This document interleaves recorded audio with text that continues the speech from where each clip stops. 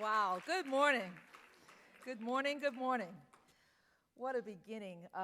First of all, let me thank the dancers for getting us out of our seats and getting our blood moving.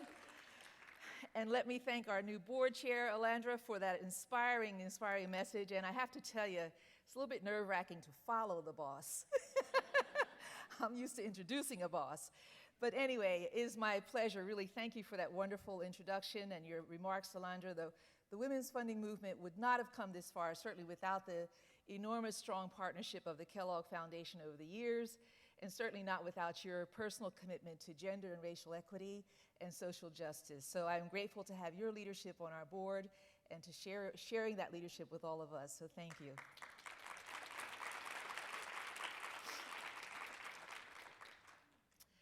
As President and CEO of the Women's Funding Network, it is my privilege to help kick off the second day of our 2013 conference here in Detroit. I thank each of you for being with us this week, and I hope you enjoyed your experience so far. I know that down in the 42 degrees last night, some people were really enjoying. Wasn't Straight Ahead just the most fabulous, fabulous band last night? Before I begin, let me thank our sponsors for their support this year. The conference is supported by the Kellogg Foundation, Southwest Airlines. Yeah, I know a lot of people here rode Southwest this week. IPASS, the Council on Michigan's Foundations, the Skillman Foundation, and Eileen Fisher. And I want to give a special thank you to our colleagues and sister funds who stepped up as sponsors this year very generously.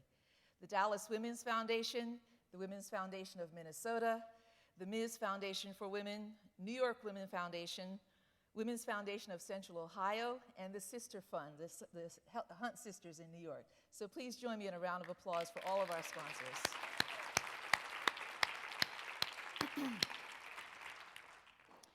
If you were with us in Los Angeles last year, you know that was my first conference, and I spent my remarks introducing myself to the network. This year, I want to share how our network is evolving and some exciting ways we are moving forward as a network. I continue to be optimistic about the state of our network and the work we will do together. In conversations with individual members, a clear direction has been affirmed. It is a time for a call to clarity. Clarity in our identity, clarity in our results and accomplishments. It has never been more apparent in today's news and today's issues that the value in naming and claiming our influence and measuring our impact, it matters in today's world. I heard this call in the calls I had with executive directors over the past year. You told me about a desire on several things: to work from the grassroots to global and vice versa, to embrace new models and new partners for funding and program development within our field and across sectors, develop leadership within your organizations as well as within our communities and our network, so that we can have an even stronger collective voice. Focus on the spread of our movement as well as its sustainability. And to remember that the core supports of our network include connecting, learning, and sharing. I have to be honest, I am heartened to find out that we aren't just doing the work together, we are all expecting more from how we work together. With that in mind, I'd like to share how Women's Funding Network is working to meet these expectations across 3 areas. First, as an evolving organization. Second, as a network through and with members like you. And finally, as a voice in a broader community of social change. As you all know, these days, no organization is exempt from questioning the usual way of doing business. The times demand it, to the point that Fast Company has crowned this period Generation Flux, and with good reason. Economic challenges, advances in technology, and an increasingly diverse and interconnected world are just a few of the factors dictating the new pace of change. As Fast Company puts it, this isn't your traditional kind of generation defined by one age group or another. Instead, this time of flux affects all of us. Gen Flux represents, quote, a mindset that embraces instability, that even tolerates and enjoys recalibrating careers, business models, and assumptions. Throughout our membership, we can see that this mindset is not just a passing sign of the times, it's where our field is headed. It is the new pace of change. And we have heard the call from our community to become even more adaptable, to be a network that you can lean on and learn with as you pursue new ideas and risks. You deserve a women's funding network that is nimble and resilient enough to help you navigate the edges of change. These are the places where you can't see around the corner, but where you must venture in order to grow and flourish. Speaking of the edges of change, I'm reminded of a couple of times where I stepped out on the edge, and I wanted to share with you this morning. The first one I'll share, actually, I was about 8 or 9 years old, and I went to a summer camp for a week with my best friend down in the pine barrens and cranberry bogs of southern New Jersey, Camp Halawasa. I would give my salary if anybody here has heard of it. And anyway, we were learning how to swim in a lake. And there was one girl who really was like a bragger, and she was the only one in our group who could swim well enough to jump behind the rope. So my friend and I, we told the coach we knew how to swim too. So he said, okay, so you can go behind the rope. So he took us up to the dock, and I jumped off the dock, went down to the bottom of the lake, and I stayed at the bottom. So the bottom was my edge. But so I just use it as an example, say going to the edge doesn't mean being stupid and just going, right? Several years later, in high school, it was in the civil rights movement, and we were feeling pretty darn militant in this tiny little town. And in my class, the whole class was about 90 kids, and maybe about 15 of us were African American.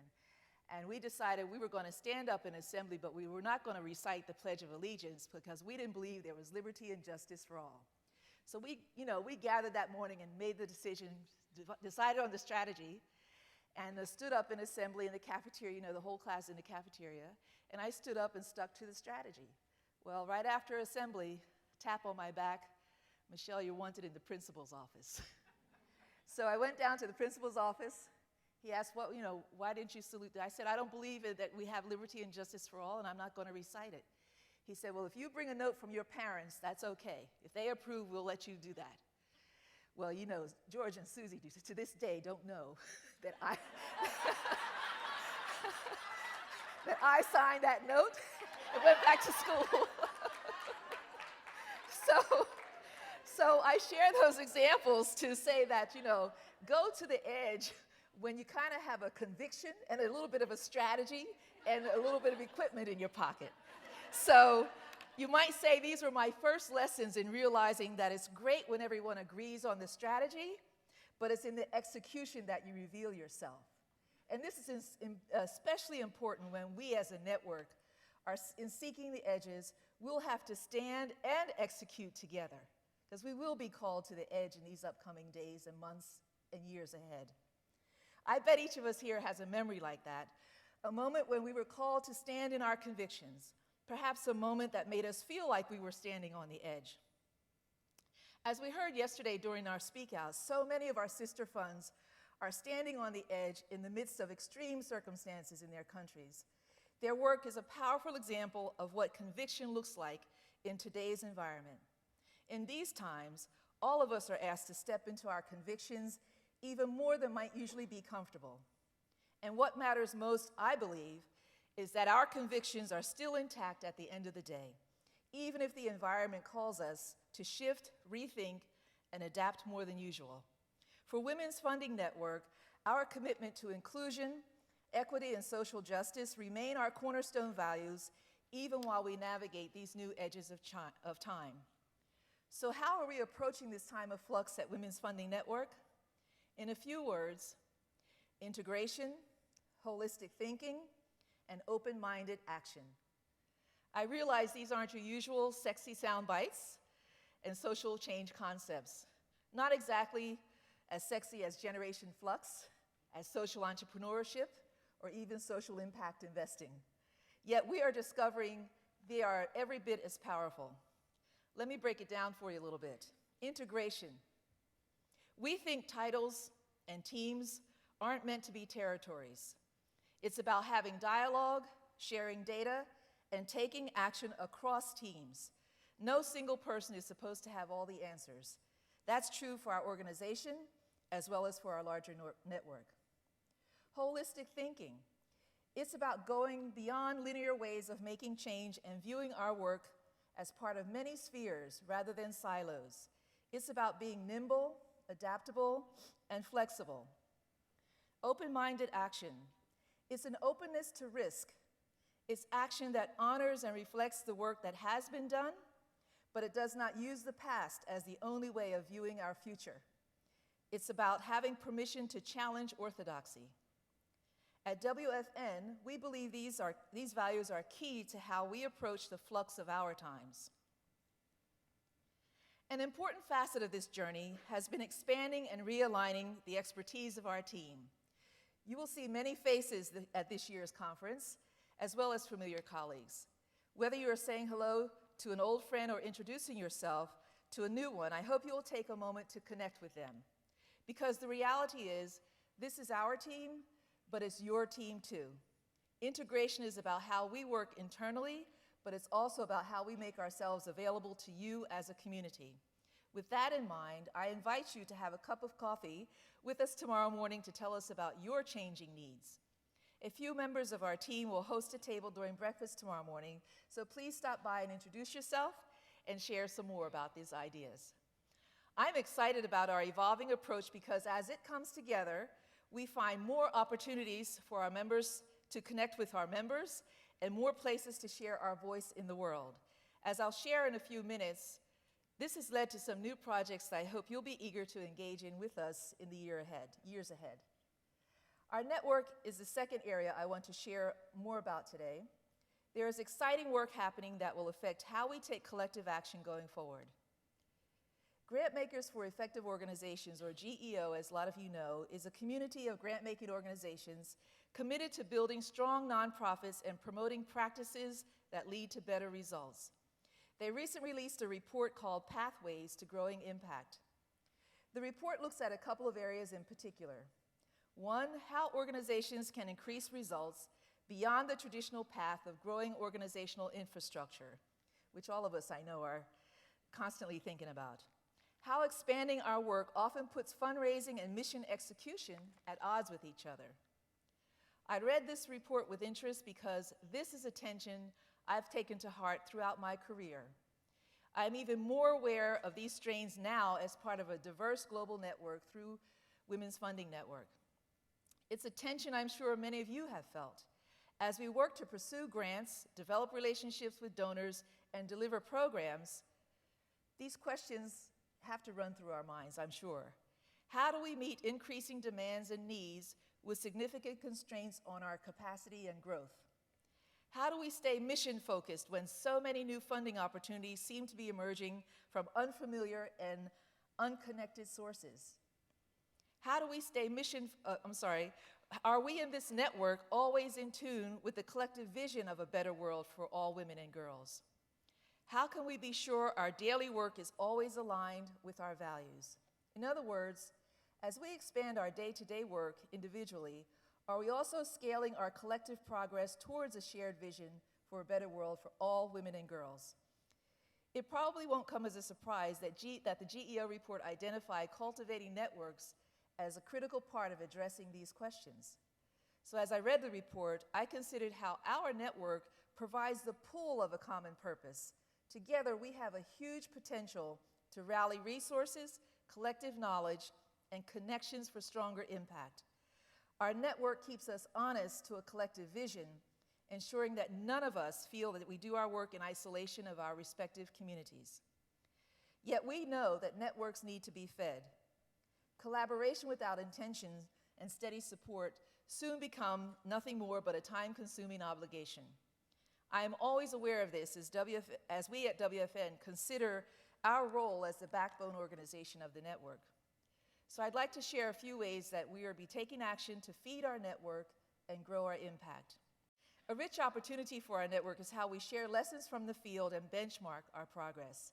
Data, synthesis, and strategic storytelling are emerging at the heart of our work at WFN, or what GE refers to as creating a culture of reflection in our organizations and networks. And you know, I love that framing, culture of reflection, because it speaks to not just part of what Alondra said this morning, but it also speaks to the need for us to pause. You know, the old folks used to say, you know, be still. There was a reason why they said be still, because what happens when we're still? We find our center. And you know, back in those days in church, one of the old church words was tarry. You know what tarry means? Tarry just means to linger. So can we linger with our thoughts sometimes? Can we not be so reactive? Can we not look for quick fix formulas? This is not microwave work. It is not microwave work. So can we just sit with ourselves sometime and sit with each other and really think deeply? Reflection is deep thought. And it doesn't mean we'll even get the answers, but we have to give our permission, especially we as a community of women, highly mobilized, highly energetic, you know, high achievers, right? Everyone's here because they've had success in their careers. But I think sometimes we forget our core and the need to just be still and not feel like we're not working when we're still, because that's when the best work often happens. So I believe in reflective leadership. I believe in reflective supervision, where your team can take some risk and reflect on it, and it doesn't show up in their performance review. And I think as a community, let's believe in reflective practice among ourselves, because that's when sometimes the best ideas can emerge. So I'm not talking about collecting data and creating process for the sake of data and process. It's about critical examination of what works and what doesn't. It is about benchmarks, tools, and practices that go beyond basic information to give us real insight on how we can work smarter together. That is why resources like Making the Case are so essential, because by its nature, if you think about it, Making the Case is reflective. It measures shifts in social change that our work produces. It's not just the numbers, it's what really happens in community as a result of our interventions. As you may recall from last year, several presenters spoke to the desire for our network to come together around key issues for collective action. And we are doing just that in a practical way on one important issue, women's economic security. Through the Partnership for Women's Prosperity, 5 member funds have come together to tackle critical questions like, what do good jobs look like for women? How do we empower individual women while recognizing there are systemic barriers and disparities affecting their pathway to economic security? How do we really dismantle poverty among the most vulnerable populations in our communities? These questions may seem straightforward, but after decades of hard work, we continue to see how complex they can be. In fact, from the definition we just heard this morning, this is indeed a wicked problem, right? In all its complexities and shapes. So let's look at a few data points that many of you already know. More than 29% of women in the United States live below the poverty line. Women here earn 77% of what men earn, although some people are saying now the new data point is 82%. UN Women says that around the world there is a direct link between increased female labor participation and economic growth. One report estimates that if women's paid employment rates were raised to the same level as men's, America's GDP would be 9% higher, the Eurozone's would be 13% higher, and Japan's would be boosted by about 16%. So yes, we have made gains, but clearly many gaps persist. So we have to be equally persistent in asking the questions. The Partnership for Women's Prosperity convened in San Francisco this past February. I was and continue to be inspired by their candor in wrestling with these challenges. They have an incredible commitment to exploring what could work in their local communities, and WFN is at the table to help package their knowledge, strategies, and practices as tools for replicating that work across our larger network. It is an honor to walk alongside these funds as they pursue some exciting outcomes. Through new strategies and $2.6 million in grant making over 2 years, more than 13,000 women will be reached in the following ways. 4,500 women and girls will complete job training. 1,500 will secure a job. 3,500 will increase financial knowledge or assets. 2,100 will complete leadership training. 1,500 will earn credits, credentials, and degrees. I want to take a moment to acknowledge the participating members and ask them to stand if they are inclined to. The Women's Fund of Mississippi with Carol Pennick and Jamie. Women's Foundation of Minnesota with Lee. I think Lee is not feeling well this morning. And Lee Roper and Sani. Women's Foundation for Greater Memphis, Ruby and Shantae. The Washington Area's Women's Fund with Nikki and Jackie, Nikki. And the New York Women's Foundation with Anna and Jackie. And the Women's Funding Network, Shanae and Lisa. Lisa Corwin is our esteemed evaluator, so she's benchmarking us to death. But anyway, many thanks to each of you for your leadership, your commitment, and for helping WFN learn how to work very collaboratively with this incredible leadership that exists in our network. So you'll see more partnerships like this as we move forward. We're learning from this project how WFN will be engaged with members on other initiatives that are funded sufficiently where we can create learning communities and create a way where we can diffuse this knowledge across the network. So we're leveraging one project to hopefully have value and impact to many of you beyond this 5 funds. To facilitate that, work is underway in another area, excuse me. Was that my Rubio moment?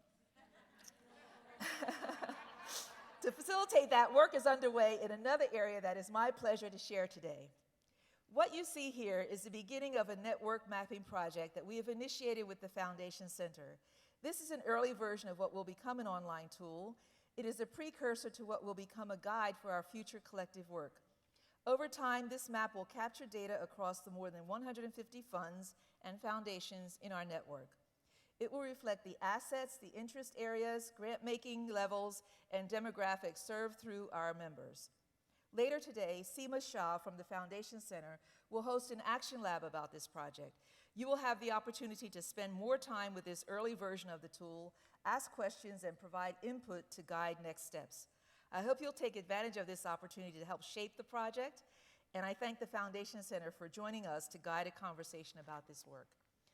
Finally, I'm excited to share that this effort will eventually feed another important tool for our network. We are laying out plans to create a regular network-wide benchmarking report. This report would help our network track and take collective action to affect women's economic security as well as other priority issues. The benchmarking project, along with the Foundation Center mapping tool, has the potential to become a data library for use across our movement. It will also be a catalyst for strategic learning experiences, as well as evaluation and replication of community-based strategies through member organizations. I look forward to sharing more about this in the coming year, and as always, I welcome your thoughts on how our efforts at WFN can best support the work you're doing in communities. As I've reflected on our strengths and potentials throughout these initiatives, I've continued to appreciate the number of distinct values that our network carries forward. One that I especially love, a piece of culture that I truly want to lift up, is our shared expectation that we have a deliberate conversation about philanthropy, collective impact, and social change. Now, before you think otherwise, let me be clear. Deliberate conversation that I'm referring to is one that drives toward clear strategies and focused action. Part of WFN's role is to ensure that we all don't get too caught up in simply talking to ourselves about ourselves. So when I say deliberate action, I mean something more powerful than talk. I mean a certain expectation and accountability about how we actually make change. Being deliberate takes on new meaning in times like these. It can seem counterintuitive to pause and reflect and work with intention in the midst of flux. Yet, as I like to say, even when crazy happens around us, we don't have to be crazy. You know, that's why it's important to step back sometimes, just take a moment. Having a deliberate conversation means we at WFN don't just react to what's put on the table, it means we are part of intentionally setting the table. So let's return to that tension between scale and impact. I believe Women's Funding Network can and should be a champion on how to navigate such tension. Through the Partnership for Women's Prosperity, for example, we collaborate with members to make change at the grassroots, and then we use our voice and leadership at WFN to spread social innovation and impact through our global network based on this work. Our ability to champion this approach is already in our DNA as a network. It's in our nearly 30 years history as a movement. We have deep field-tested knowledge of achieving collective impact and inclusive change. It is an understanding of change that we have nurtured through success and failure alike. And it is our belief that we have the opportunity to infuse this time-tested gender and equity lens in the larger social change environment now. So when I say that WFN should lead a deliberate conversation about change, in a sense, I'm echoing the call for clarity that I heard in my conversations with members. WFN should name and claim who it is. There will be occasions when WFN has to step out as WFN. What I'm seeking and asking for you is for your trust and confidence that WFN has placed membership at the center of its core business. I've had a variety of opportunities over the past year to step out as WFN, and with each invitation, we're conscious of how we represent you, our members and community, and ourselves at the table. I like to think of it as currency. So when I get these invitations and go, I'm always asking, what currency do I bring to these broader conversations taking place across our network and outside of our network? What is the currency that I bring back to help feed our entire network? So I want to share with you 3 experiences that I had this past year, which was really my first full year as CEO.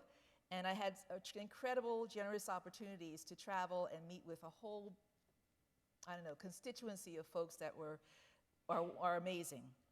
The first one I wanted to share is my experience last November in Johannesburg with INWF, the International Network of Women's Funds. I was generously invited to join their biannual meeting, and I met 45 of their members for a whole week. I went to listen and learn, and it was a true honor for me to be in that space and just listen and hear and learn about some of the things that was shared here yesterday, about the new levels of repression that's happening in emerging democracies and the emerging markets, about the disconnect between the progressive human rights declarations that many of these countries sign but have yet to be reality on the ground for many of the women and families who are still suffering appalling levels of violence and abuse. So what derived from that venture halfway around the world? Well, now INWF and WFN are really working closely together to adapt, making the case to be a more user-friendly and appropriate tool for their evaluation in these different cultural and linguistic cultures. And also, the inspiration for our mapping came out of that meeting. They are ahead of us in that process. And so, as Emilia and their president of INWF and myself are engaged in conversation, we are really hoping ultimately to have a visual representation of our entire network, because that's where the power lies. That's why it's important to keep bringing the global sisters into our space in a more intentional and holistic way, because we are not harnessing our true power. And that's what keeps me optimistic about this whole network and movement, because we have so much we can do, so much more we can do. After 30 years, let's make the next 30 years really, really sing and soar for us, and especially for the people we're serving through our grant making. That's the joy of this work. It's hard work, but I believe in joy too. So let's make it joyful in our hardship. And that joyfulness will come because we are practicing deliberate leadership. We are having deliberate conversations. We are taking time to reflect and retool and be nimble to adapt, because things are changing. So there's so much chatter too. That's another good reason why it's good to be still, because that noise can get on your last nerve. So the second thing I wanted to share is last June, Lee and I had a chance to attend the Clinton Global Initiative USA in Chicago, and we were invited to serve as champions for women and girls in the room, because the CGI has taken the decision to infuse the gender lens through their various convenings and activities. So the subject of last year's convening in Chicago was on economic security for women and girls, with a particular focus on, well, actually it was on economic security for veterans. And it was our presence that brought the gender lens to those conversations. And what I came back with was an affirmation of our need to get out of ourselves and get into these larger tables, because that's where our larger influence lies. I'm reading a book, or I've read a book called Forces for Good. If you haven't read it, it's really a powerful book that outlines what are the things that the highest performing nonprofits do. One of the things that resonated so much with me was becoming, influencing, and engaged with outside of your sector. Because just talking to ourselves and being with ourselves is not where our true power lies. There are many systems that need to hear from us, because there are many assumptions that are still being pursued in public policy, in community-based approaches, in legislation that don't have our lens and commitment to equity and social justice for all. And that's why it's important for us to be at these tables. So I am all for us kind of branching out and making our network influence those tables. The third thing I would like to share is a little closer to home. I had the real privilege and honor to be invited to go to the Women's Fund of Winston-Salem in North Carolina last year, and to keynote their 5-year anniversary. It was a huge honor and very impressive to be in a ballroom where they had 800 people from Winston-Salem in the room supporting their success. So it was energizing for me personally, because I love visiting our member funds. It keeps us feeling like we're connected. And I also witnessed the diversity of community support connected with the Women's Fund and the leadership role it plays in Winston-Salem. So the Women's Fund of Winston-Salem is a young, very vibrant women's fund within a community foundation. And it has an incredible amount of influence and support from their community. So I want to give a shout out to Terry. I don't know if she's here this morning. Terry, thank you so much. And so the currency exchange that happened there was Terry, in her brilliance, invited all the women's funds from across that huge state, from Appalachia to the coast. And we had a dialogue around the table after lunch, and there were about 10 to 12 women's funds that don't know us, and we didn't know them.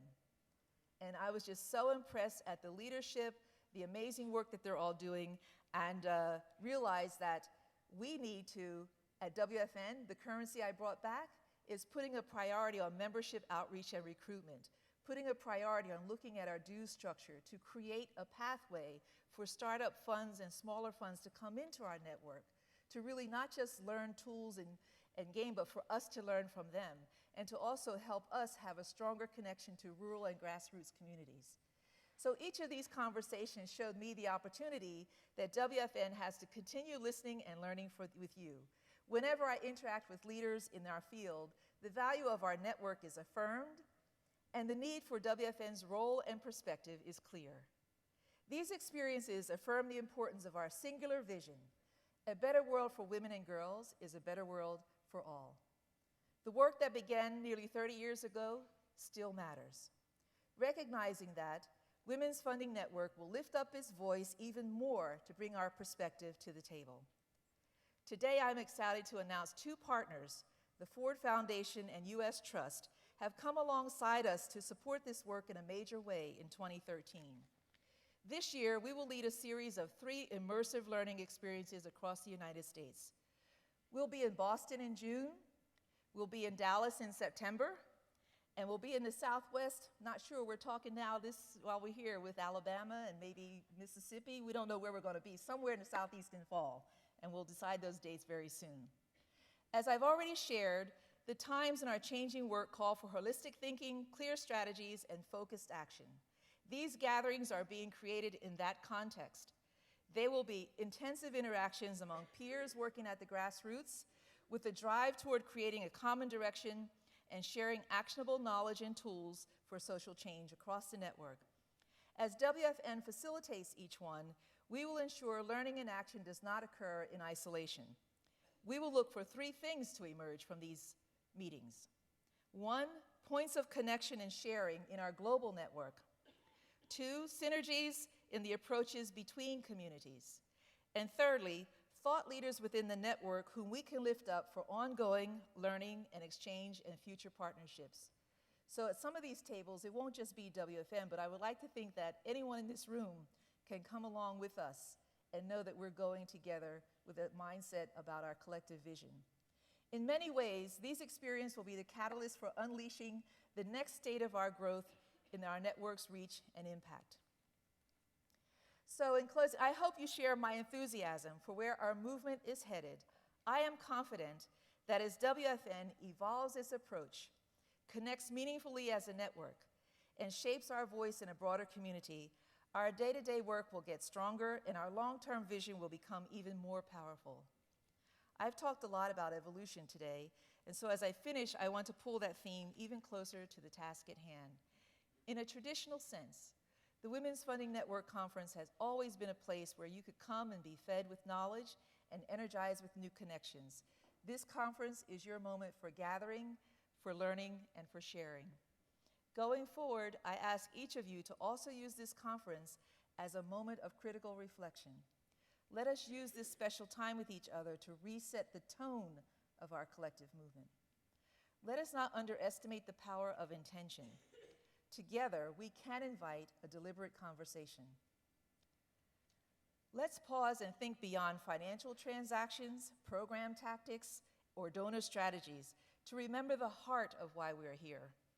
We are here because millions of women and girls and their families and communities around the world are fighting in their own way, not just to live, but to thrive, to overcome enormous barriers, to enormous violence, enormous abuse and interruptions to their humanity. We are here as professionals and peers, but we're also here as their brothers and sisters. So in that spirit, I would like to close by asking each of you to seek the edge of your time here in Detroit and in your ongoing work. Do not accept the middle of the road, the way it has always been done, or the seemingly safest path. I ask all of us to move into the flux of our times, rather than finding a way around it. I believe that when we seek the edge, especially when we support each other in doing so, we find the spots where new horizons become clear. Indeed, we begin to create the new horizon. We lead others to the new way of making change. More than anything, that is the great potential I see for our network, and that is the journey that I feel so honored to share with all of you. So thank you very much.